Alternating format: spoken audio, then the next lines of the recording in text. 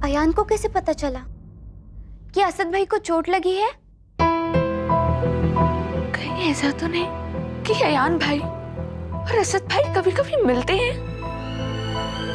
ये नामुमकिन है। दोनों घरों में सख्त मनाही है। वैसे भी असद भाई की अम्मी बिल्कुल नहीं चाहती कि उनका इस फैमिली से कोई लेना देना हो। हाँ, वो तो इस घर में भी सख्त मनाही है उस फैमिली से मिलने के लिए। कॉलेज में भी ना हम कभी नज़मा से और ना वो कभी हमसे बात करते हैं।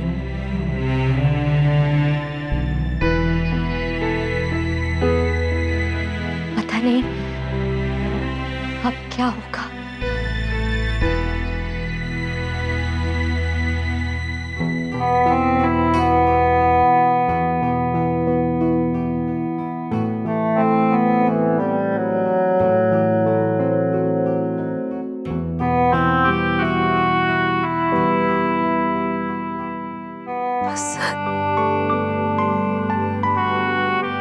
डॉक्टर ने कहा है जख्म बहुत जल्दी भर जाएंगे।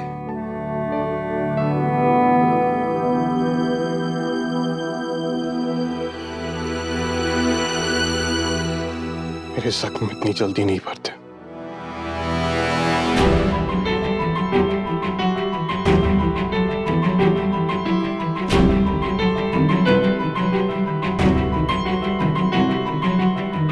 असद, ये कैसी बातें कर? असद क्या कर रहे हो तुम?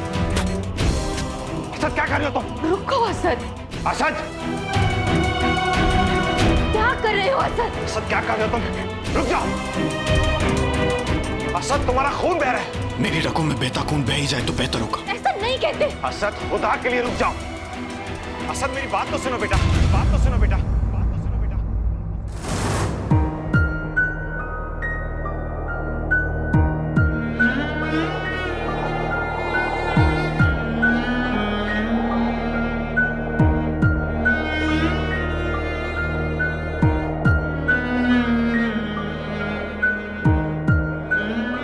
लगता है आपको कोई गलतफहमी हुई है जनाब। मेरे बाप का साया मेरे सर से 17 साल पहले उठ गया था।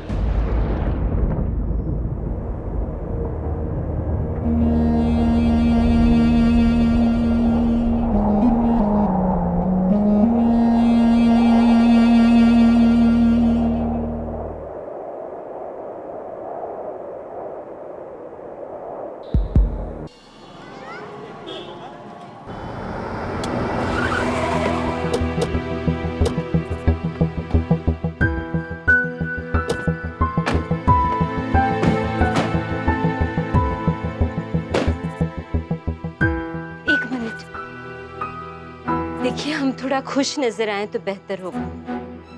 ऐसी शक्लों के साथ अंदर गए तब तो हो चुका है रिश्ता।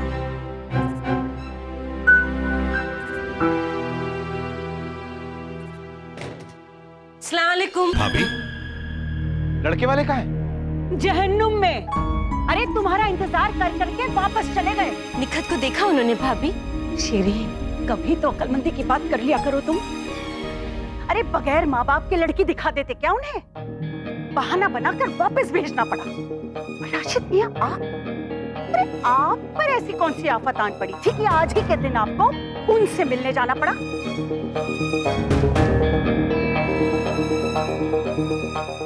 जरा सी चोट क्या नहीं आई? अब 17 साल पुराने जख्मों को फिर से हरा करने के निकल पड़े। अरे इन लड़कियों से पूछो क्या हालत हुई है हमारी। हर आहट पर हम बाहर भागने को होती थी, कहीं आप लोग तो नहीं आ गए। और हुमैरा के अब्बू,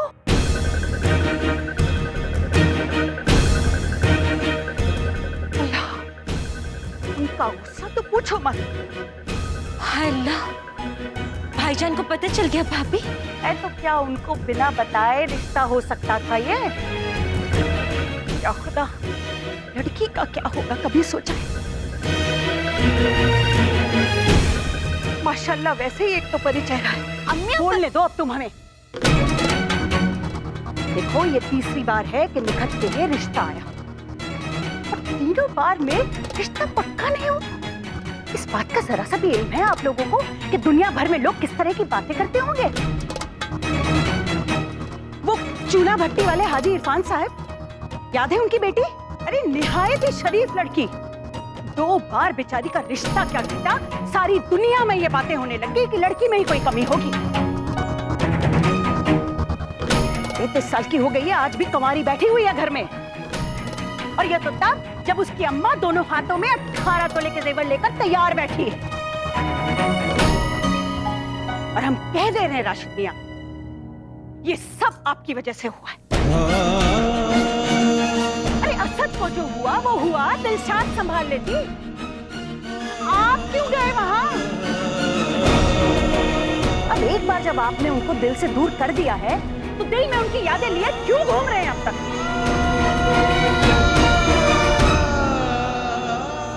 रज़िया भी, चांद जमीन से चाहे कितना भी दूर क्यों ना हो जाए, पर पानी में उसका अक्स दिखना बंद नहीं हो जाता।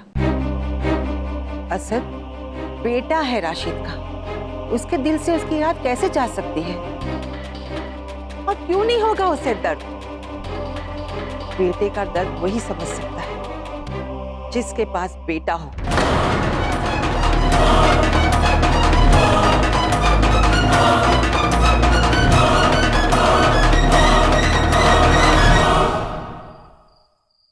भाईजान!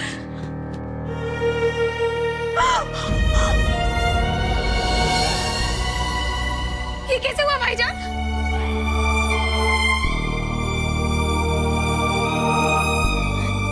अम्मी! असद! खुद को तकलीफ देकर तुम क्या हासिल करना चाहते हो? ये सजा तुम खुद को नहीं दे रहे हो, मुझे दे रहे हो। तुम्हारा जख्म अभी भी ताजा है। इसी का तो अफसोस है अम्मी, 17 साल बाद भी ये जख्म ताजा है। मैं इस जख्म की बात कर रही हूँ जो तुम्हें आज लगा है। और मैं उस जख्म की बात कर रहा हूँ जो आपको और मुझे 17 साल पहले मिला था। वक्त हर जख्म भर देता है असद। और अगर वक्त खुद जख्म बन जाए तो? बहुत बड़ा ताना दे दिया आज आपने। बेटा बेशक ना हो, औलाद तो है, और औलाद का दर्द हम खूब समझते हैं, लेकिन कभी भी हमने औलाद को खानदान की इज्जत से ऊपर नहीं रखा। भाभी माफ कर दीजिए ना, हमें माफ कर दीजिए। हम तो इस बात से परेशान हैं कि अब निखत का क्या होगा। बात बहुत तो नहीं बिगड़ी, वो लोग फिर से आएंगे ना निखत को देखने। उनको क्या पड़ी है? उनके लड़के को रिश्ते की कमी है कोई? इरिगेशन में इंजीनियर है, इंदौर में ही 2-2 मकान हैं उनके, फिर भी हमारी बहुत इज्जत करते हैं। अरे बहुत मानते हैं हमको, इसीलिए तो इतनी बदतमीजी हो जाने के बावजूद भी निखत को देखने दोबारा जरूर आएंगे। जैसे वो लोग नहीं आएंगे तो निखत को दूसरा रिश्ता मिलेगा ही नहीं। हाँ, आप तो ऐसे ही हालात से बेखबर बने रहिए। अल्लाह कसम, जो आज हुआ है ना वो फिर से होगा। आज जो हुआ सो हुआ, लेकिन सवाल ये है कि ऐसा हुआ क्यों? असद कैसा है? ठीक है।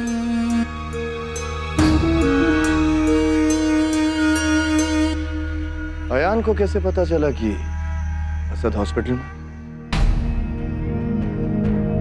हम समझ सकते हैं कि जब तुम्हें खबर मिली तो तुम्हारा वहां जाना जरूरी था, लेकिन बात तो यह है कि तुम्हें खबर मिली कैसे?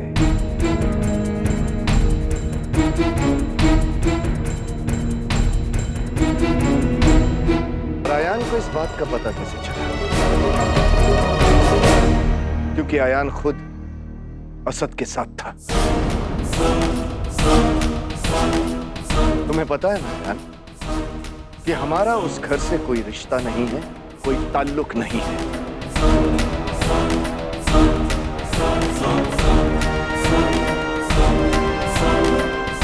तुम्हारी खामोशी का हम क्या मतलब निकालेंगे?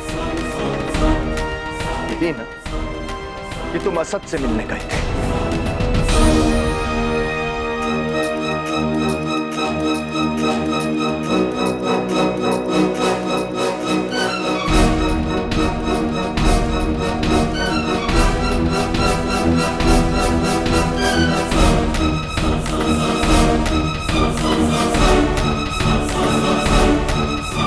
बहुत अफसोस होता है तुम्हारी औलाद को देखकर। कैसी बेअदबी से आंख मिलाकर खड़ा है।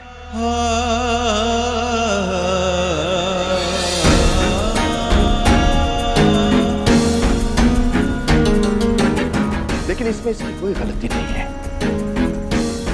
क्योंकि हमारे सामने बेअदब लड़का नहीं बल्कि निकम्मी बेकार परवरिश खड़ी है।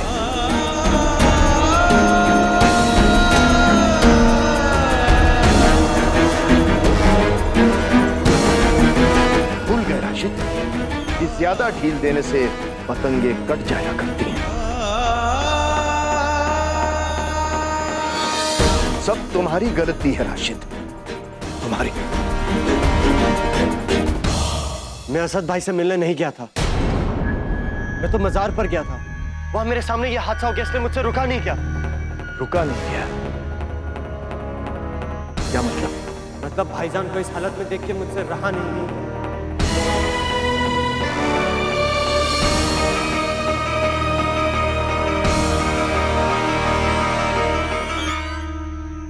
क्या क्या सहन करना पड़ रहा है तुम्हारे लिए राशिद? क्या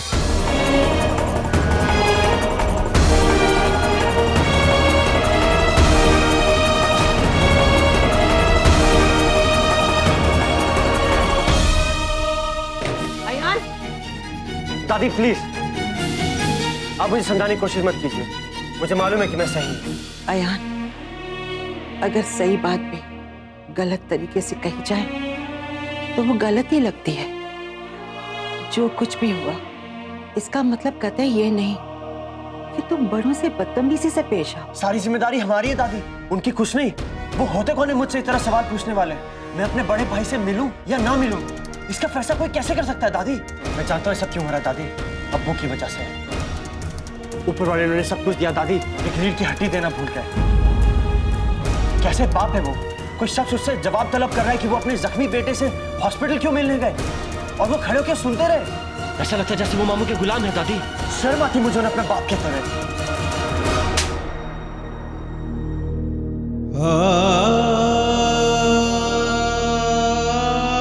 जानते हो, जो तुम आज इतना बोल रहे हो राशिद की वजह से।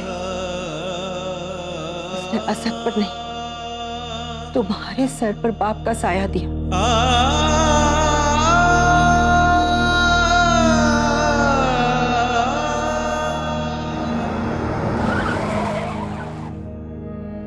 Thank you.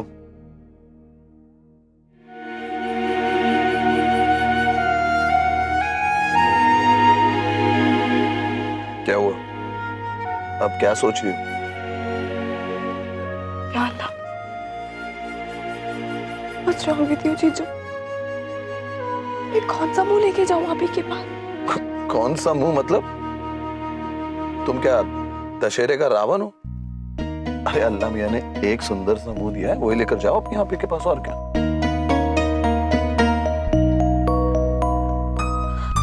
जीजू आप ही मेरा खून कर देंगे। आखिर मैं अपनी वेडिंग से भाग गई थी। वेल, तुम अपने निकाह से भाग गई थी, इसके बारे में तो अब कोई कुछ नहीं कर सकता। और रहा तुम्हारी आप ही का गुस्सा, तो उसके बारे में भी कोई कुछ नहीं कर सकता। देखो जोया, प्रॉब्लम्स जो है ना, वो भागने से सॉल्व नहीं होती। You have to face your problem. जीनत तुम्हारी आप भी है, जाओ उनके सामने, उनसे मिलो, प्रॉब्लम शायद अपने आप सॉल्व हो जाए। Let's go.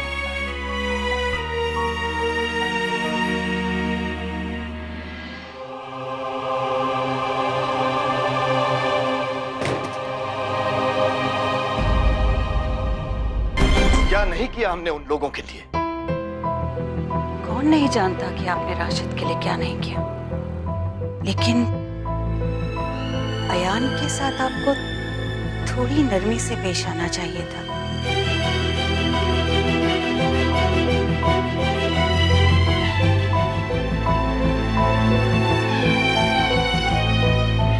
जी, पतंगे डोर को कसकर खींचने से भी टूट जाया करती है।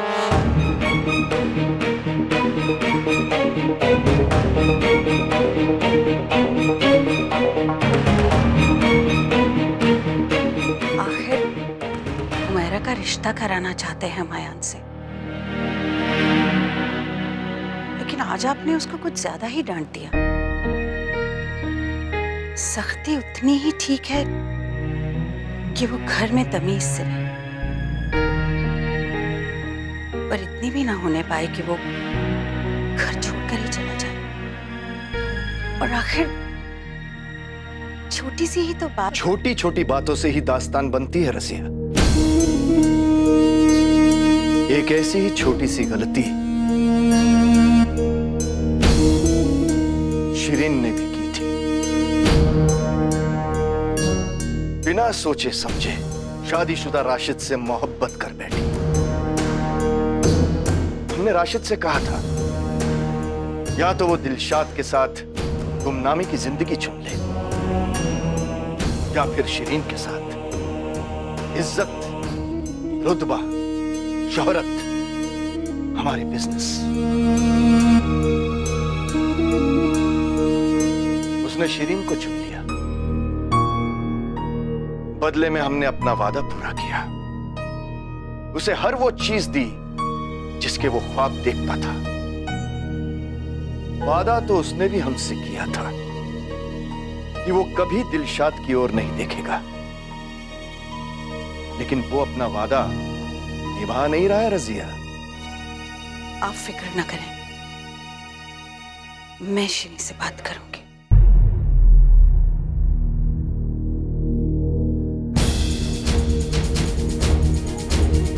ये तार फिर से जुड़ने नहीं चाहिए रजिया। कहीं ऐसा ना हो कि जो कुछ भी बनाया है सब बिखर जाए।